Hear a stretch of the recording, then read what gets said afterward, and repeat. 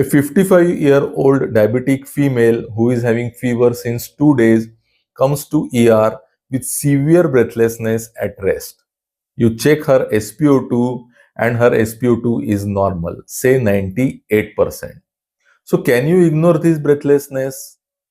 Many of you might think that if SpO₂ is normal, everything is okay, but that is not the case. Your job has just started. There are many dangerous conditions where patient will be severely breathless, but patient's SpO₂ will be normal, especially in the early stages. So friends, in today's video, I am going to walk you through a step-by-step approach that you can use at the bedside to solve this confusion. So friends, you see this video till the end because it is very important, and if you have come for the first time on this channel, then do subscribe this channel for more such clinical videos. So friends, without wasting much time, let's start the video. So the first step in the approach is that you have to take proper history of the patient, because history can give various clues that will take you to diagnosis. For example, in our patient is a known case of diabetes and she is having fever since 2 days.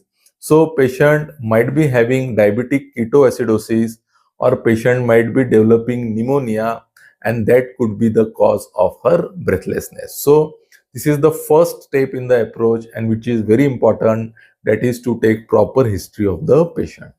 Now in the second step, you have to confirm if the patient's symptoms are real or not.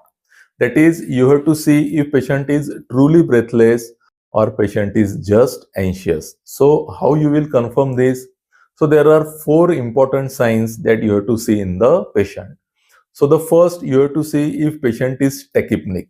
That is, if respiratory rate is more than 30, then patient could be truly breathless. Then you have to see if patient is able to say full sentence or patient is just able to speak few words. If patient is really breathless, then patient would not be able to say full sentence. Then you will see if patient is using the accessory muscles of respiration, or if patient is having a paradoxical type of breathing. So if these 4 signs are present in the patient, then you can say that patient's breathlessness is a true breathlessness. Now we have come to the third and the most important step in the approach, that is to localize the cause of breathlessness. We will see if the cause of breathlessness is in the lung parenchyma, or it is in the airway, or it is outside the lung. So how you will do this? You simply put a stethoscope on patient's chest and hear important signs. So if there are bilateral crackles, it could be due to early pulmonary edema or early ARDS. If there is bronchial breathing with localized crackles, it could be due to early pneumonitis. If there is wheeze or rhonchi, it could be due to COPD or asthma. If there is unilateral absence of sounds, it could be due to pneumothorax or lung collapse. If there is completely silent chest, it could be severe asthma or severe COPD. And if the chest is absolutely normal on auscultation, the cause of breathlessness could be outside the lung except one.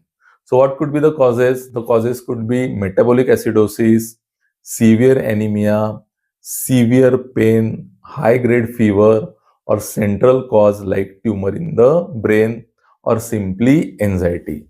And the one exceptional cause that I have told you could be pulmonary embolism, which is in the lung. Because in the early stages of pulmonary embolism, the auscultation of chest will be normal. So in this step, we try to localize the cause of breathlessness, and here we will also come to know if the cause of breathlessness is due to oxygenation problem, or it is due to the ventilation or the carbon dioxide problem. Now we have come to the fourth step, that is to do smart investigation. From the third step, we will get some clue about the cause of breathlessness, and according to that, we will do certain investigation. So the most important investigation could be ABG, because here you will get values of PO2, PCO2, SCO3, and you will also know if the cause of breathlessness is due to oxygen problem, carbon dioxide problem, or due to metabolic acidosis. Second important investigation that you can do is X-ray chest, because here you can get important diagnosis like pneumonia, pulmonary edema, ARDS, lung collapse, pneumothorax, etc. Third important investigation is ECG.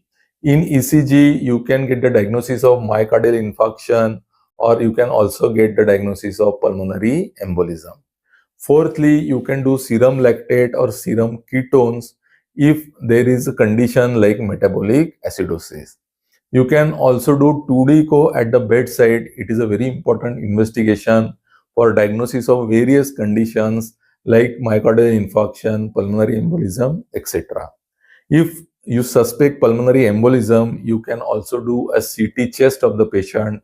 And if you suspect that the cause is central or causes in the brain, you can also do CT brain. Now, the fifth and the last step is to manage the patient according to the diagnosis.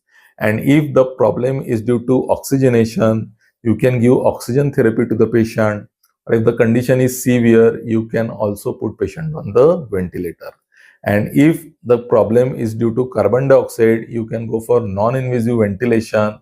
And here also, if the condition is severe, you can put patient on ventilator.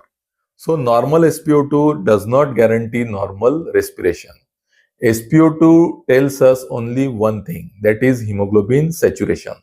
It does not tell us anything about the work of breathing, oxygenation, ventilation, CO2 clearance, cardiac output, metabolic demand, which could be the cause of breathlessness.